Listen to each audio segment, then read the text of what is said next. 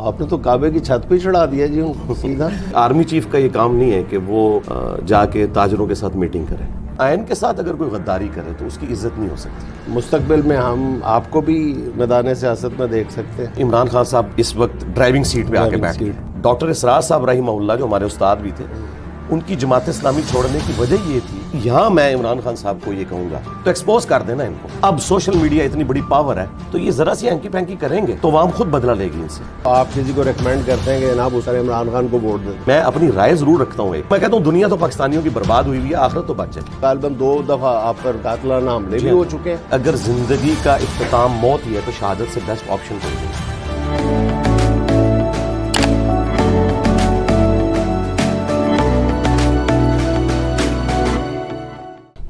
اچھا علی بھائی، یہ کب آپ کو اپنی شخصیت میں یہ تبدیلی محسوس ہوئی؟ ہمیں تو یہ 2-4 دن پہلے ہی محسوس ہوئی ہے کہ آپ ملکی معاملات پہ اور سیاسی معاملات پہ اتنی گہری نظر رکھتے ہیں، اور مسائل کا جو آپ جو جڑ تلاش کرتے ہیں وہ وہی ہے جو پاکستان کی عوام کی اکثریت جس میں تلاش کرنے لگی ہے۔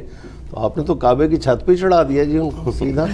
لا حول ولا قوت الا باللہ، اللہم صلی علی محمد وعلی آل محمد۔ جنید بھائی، سب سے پہلے تو آپ کا شکریہ، آپ نے موقع دیا مجھے کہ میں آپ کے پلیٹ فارم سے اپنی بات رکھ سکوں۔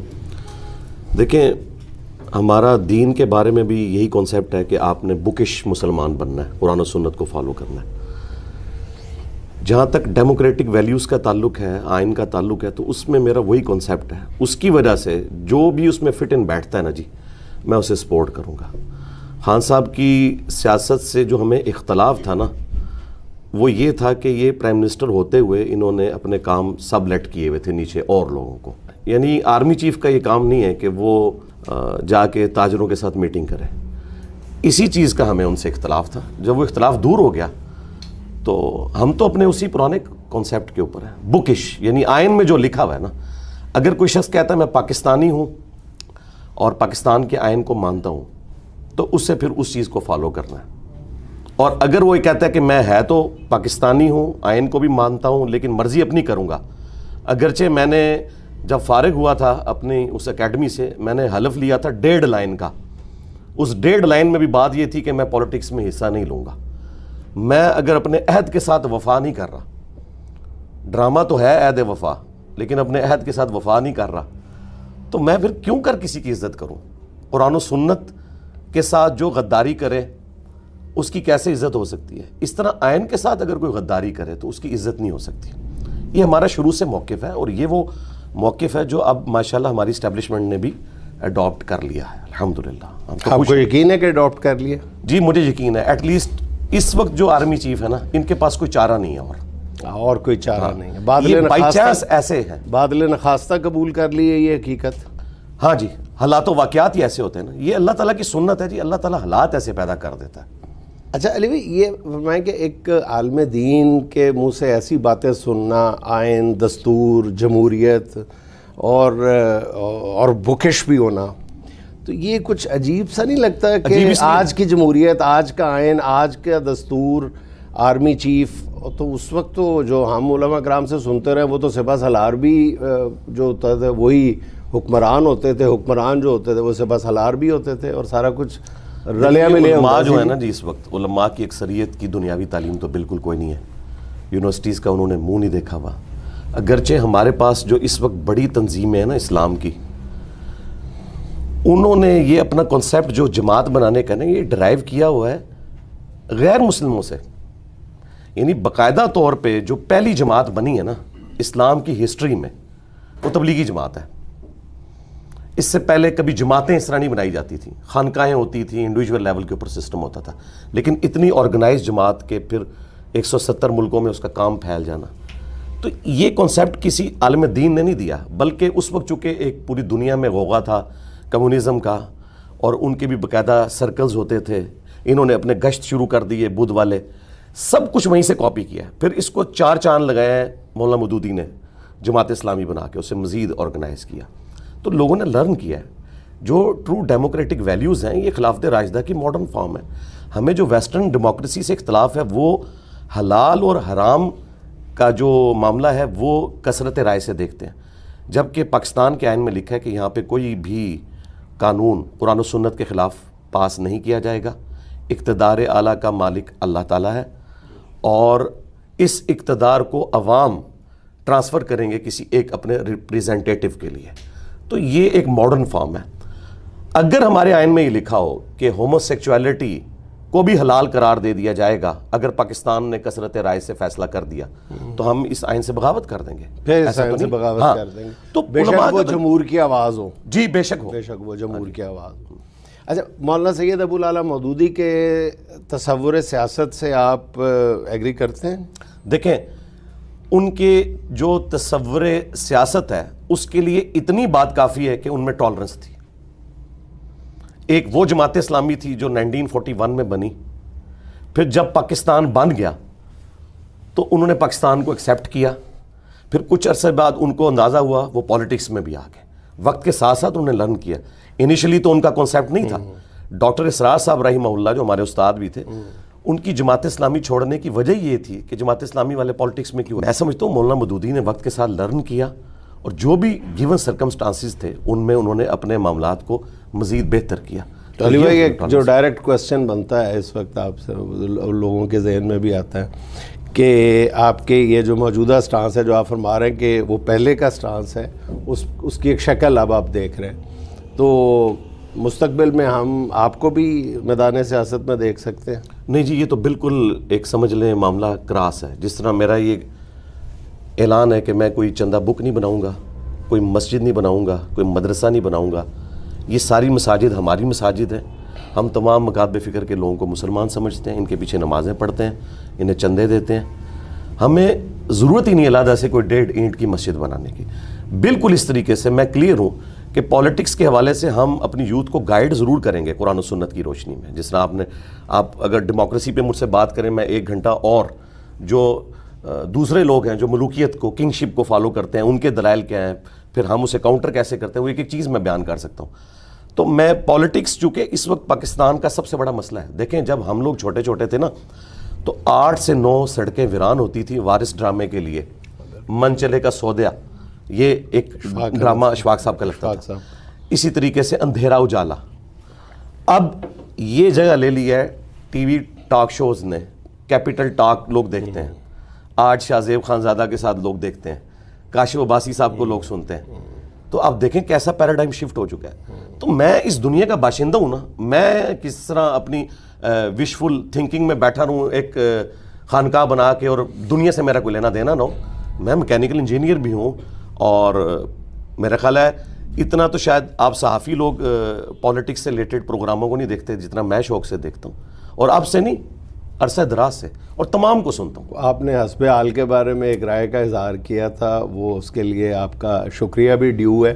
اور جس ڈیٹیل کے ساتھ آپ نے انالائز کیا تھا اس سے پتہ چلتا تھا کہ آپ حالات حاضرہ سے آگاہی بھی بہت گہری رکھتے ہیں، اور جو رائے عامہ کے حوالے سے جو پروگرام ہے وہ بھی آپ کی ان پر دسترس ہے آپ کی پوری. اچھا علی بھائی یہ فرمائیے گا کہ موجودہ سیاسی حالات میں ایک عام آدمی کے پاس آپشنز کیا ہیں؟ جو ایک بات آپ نے بنیادی طور پر فرمائی ہے وہ ہے اسٹیبلشمنٹ کے حوالے سے. اب اگر ایک جماعت ایک وقت میں اسٹیبلشمنٹ کے بارے میں ایک رویہ رکھتی ہے، پھر وہ کچھ عرصے بعد اپنا موقف بدل لیتی ہے، دوسری جماعت اس کی جگہ لے لیتی ہے آ کے، اور یہ میوزیکل چیئر اسٹیبلشمنٹ اور سیاسی جماعتوں کا یہ کھیل جاری ہے.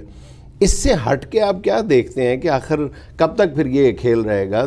یہ کیا پھر ایک عام آدمی کیسے جج کرے گا کہ حق پہ کون ہے، اور پاکستانی مسائل، پاکستانی عوام یہ غربت کی چکی میں پسے ہوئے، اس کا حل کس کے پاس ہے اس سے نکلنے کا، اس چکی سے نکلنے کا؟ میرا خیال ہے اب انڈکلیئرڈ تو ساری سیاسی جماعتیں اس پیج کے اوپر تو آ چکی ہیں کہ اسٹیبلشمنٹ کا کوئی رول ہونا نہیں چاہیے. ووٹ کو عزت دو، یہ نواز شریف صاحب کا نعرہ تھا نا. اگرچہ وہ بعد میں غیر اعلانیہ پیچھے ہٹے، لیکن آج اگر یہ آرمی چیف بیٹھے ہیں نا تو اسی وجہ سے بیٹھے ہوئے ہیں کہ نواز شریف صاحب نے سٹینڈ لیا. ٹھیک ہے، تو جس نے جتنا کنٹریبیوٹ کیا ہے نا، ایک سٹیپ طے کروایا ہے نا. ذوالفقار علی بھٹو نے بھی ایک سٹیپ طے کروایا، بے نظیر نے بھی ایک سٹیپ طے کروایا، نواز شریف صاحب نے بھی ایک سٹیپ طے کروایا. اب پریکٹیکلی اس وقت تو عمران خان صاحب اس وقت ڈرائیونگ سیٹ پہ آ کے بیٹھ گئے ہیں، اور وہ ایسی سیٹ پہ آ کے بیٹھ گئے ہیں کہ باقی سیاسی جماعتوں کے لوگ بھی وہ کہتے ہیں کہ جی یہ تو ہمارا بیانیہ تھا جو خان صاحب لے کے چل رہے ہیں، تو ہمارے لوگوں کو کیا میسو سپورٹ آج تک شاید کسی کے پاس ہاں جی کسی کو نہیں ملی. بھٹو صاحب کے پاس دوسرے نمبر پہ تھی، اتنی زیادہ نہیں تھی. وہ بھی تھی ساری جذباتی تھی. یہاں پہ بات یہ کہ صرف جذبات نہیں ہے، لوگ پریکٹیکلی سمجھدار بھی ہو چکے ہیں، لرن بھی کر چکے ہیں. تو خان صاحب سامنے آئیں، اگر وہ یہ سمجھتے ہیں نا کہ یہ لوگ اعلی کار ہیں، مستقبل میں بھی بنیں گے یا آپ بنے ہوئے ہیں اسٹیبلشمنٹ کے، تو ایکسپوز کر دینا ان کو. چارٹر آف ڈیموکریسی لکھیں اور کہیں کہ شہباز شریف صاحب آؤ سائن کرو اس کے اوپر، پھر عوام ان سے پوچھے گی اگر انہوں نے سائن کیا. چارٹر آف ڈیموکریسی پہلے بھی تو بنے نا. اصل بات تو جو مسئلہ نظر آتا ہے کہ اس پہ عمل درآمد کس نے کروانا ہے جب کوئی گارنٹر ہی نہیں ہوتا. اب چارٹر آف ڈیموکریسی میں پہلے ان دو جماعتوں نے طے کیا تھا کہ اس کی طرف نہیں جانا، اسٹیبلشمنٹ کی طرف نہیں دیکھنا، تو دونوں جماعتیں آج اسٹیبلشمنٹ کے پیروں میں بیٹھی ہوئی ہیں، بلکہ مقابلہ ہے کہ کون سی زیادہ ہے. تو پھر چارٹر آف ڈیموکریسی ایک اور ہو جائے گا تو نمبر آف جو چارٹرز ہیں انہی میں اضافہ ہوگا نا. یہ تو کوئی جب تک آپ جیسے لوگ جو ہیں وہ پبلک کو بتاتے نہیں ہیں، عوام کو بتاتے نہیں ہیں کہ حقیقی جمہوریت ہے کیا اور اسٹیبلشمنٹ کا کوئی رول نہیں بنتا، اور جو پبلک نے عوام اس جمہوریت کے ذریعے جس پہ آپ جیسے ماشاءاللہ جو علماء کرام ان کا بھی اتنا فرم بلیف ہے کہ الٹیمیٹلی یہ جمہوریت ہی ہے جس میں آگے بڑھنا ہے اور پنپنا ہے، تو پھر مطلب مسئلے کا حل کیسے نکلے گا؟ ایک اور چارٹر آف ڈیموکریسی ہو جائے گا، اس پہ بھی عمل نہیں ہوگا. دیکھیں ٹرو سینس میں بے شک عمل نہیں ہو سکا، لیکن تھوڑا سا خیر اس میں سے نکلا نا. اگر وہ چارٹر آف ڈیموکریسی نہ ہوتا تو نواز شریف صاحب جب کالا کوٹ پہن کے چلے گئے تھے حقانی صاحب والے کیس میں، بالکل، تو گورنمنٹ تو الٹ جاتی نا. تو اس وقت انہوں نے طے کیا کہ نہیں یار 5 سال پورے. یہ تو ایک خیر نکلا ہے نا اس میں سے کہ اسمبلیاں اپنا ٹائم پورا کر رہی ہیں. تھوڑا سا اسٹیپ طے ہوا ہے لیکن ہوا تو ہے نا. تھوڑی بہت شرم حیا تو ہے نا. لیکن اب سوشل میڈیا اتنی بڑی پاور ہے کہ کوئی بندہ ذرا سی بھی ہینکی پھینکی کرے گا نا جی، میرا یہ بلیو ہے کہ کوئی کسی کو اب ڈسیو کر نہیں سکتا. ان زمانوں میں تو صرف پی ٹی وی تھا، اور اس کے بعد جب پرائیویٹ چینلز بھی تھے ان کے اوپر تو ان کی آ کے بندوق آ جاتی تھی نا. سوشل میڈیا پہ کون کر سکتا ہے؟ تو یہ ذرا سی ہینکی پھینکی کریں گے اگر پولیٹیکل لیڈرز، تو عوام خود بدلہ لے گی ان سے. اب میرے خیال ہے حالات ایسے سازگار ہیں. سوشل میڈیا وہ ایک ایسٹ ہے کہ جس کی بنیاد پہ میں کہہ سکتا ہوں کہ اب جو بھی ہینکی پھینکی کرے گا نا چارٹر آف ڈیموکریسی سے یا اکانومی سے، عوام خود بدلہ لے گی اس سے، اور وہ یہ لے گی کہ ووٹ کے ذریعے فیصلہ کر دے گی. اچھا علی بھائی، آپ نے فرمایا کہ جی سیاست میں آنے پہ تو کاٹا ہے، بالکل آپ نے پہ اس کی جسٹیفیکیشن کیا ہے؟ جسٹیفیکیشن یہ ہے کہ میرا موقف یہ ہے کہ جو کوئی بھی اچھا کام کر رہا ہے نا، ہم بجائے الگ سے ایک پلیٹ فارم بنانے کے نا، جو آلریڈی وہ کام کر رہے ہیں میں ان کو سپورٹ کرتا ہوں. مثلا میں نے جب مجھے کہا گیا کہ آپ چیریٹی کے لیے کام کریں، میں نے کہا عیدی ویلفیئر کے ہوتے ہوئے، شوکت خانم کے ہوتے ہوئے، الخدمت فاؤنڈیشن کے ہوتے ہوئے میں ایک کیوں علیحدہ سے پلیٹ فارم بناؤں؟ ہمارے پاس جب لوگ آتے ہیں جی یہ جی پیسے، ہم کہتے ہیں ادھر جا کے دیں، ہم ان کے ہاتھ مضبوط کرتے ہیں. یہ میرا رول صرف پالیٹکس کے لیے نہیں ہے، باقی معاملات کے لیے بھی ہے کہ جو آلریڈی کام کر رہے ہیں نا ان کے ہاتھ مضبوط کیے جائیں. نہیں لیکن یہ بھی تو ہے نا کہ آپ جو کام جس پوزیشن میں کر رہے ہیں یہ چیریٹی نہیں ہے، مطلب حکومت چلانا ہے. تو کل کو آپ کسی کو ریکمینڈ کرتے ہیں کہ جناب اس کو ووٹ دے دو، میری رائے میں وہ سیاسی جماعت بہتر ہے، عمران خان کو ووٹ دے دو، اور کل کلاں پھر آپ دیکھتے ہیں کہ یار جیسے میں نے عمران خان کو کنسیو کیا تھا، سوچا تھا، ویسا نہیں ہے عمران خان، تو پھر آپ ذمہ دار نہیں ہیں اس کے کہ آپ خود کیوں نہیں پھر آ رہے ہیں اس میدان سے؟ دیکھیں جی مجھے تو حالات و واقعات ایسے فیوریبل نہیں لگتے کہ میں اس سے بڑے لیول کی جو امت لیول کی خدمت ہے اسے چھوڑ کے اس طرح کے معاملات کے اندر پڑ جاؤں، کیونکہ وہی بات ہے کہ اس کے ساتھ پھر کئی ایک ایسی چیزیں جڑی ہوئی ہیں. پھر چونکہ ہمارا ایک ریلیجس پلیٹ فارم ہے، اس میں تمام مکاتب فکر کے لوگ، تمام اسکول آف تھاٹ کے لوگ، تمام سیاسی جماعتوں کے لوگ.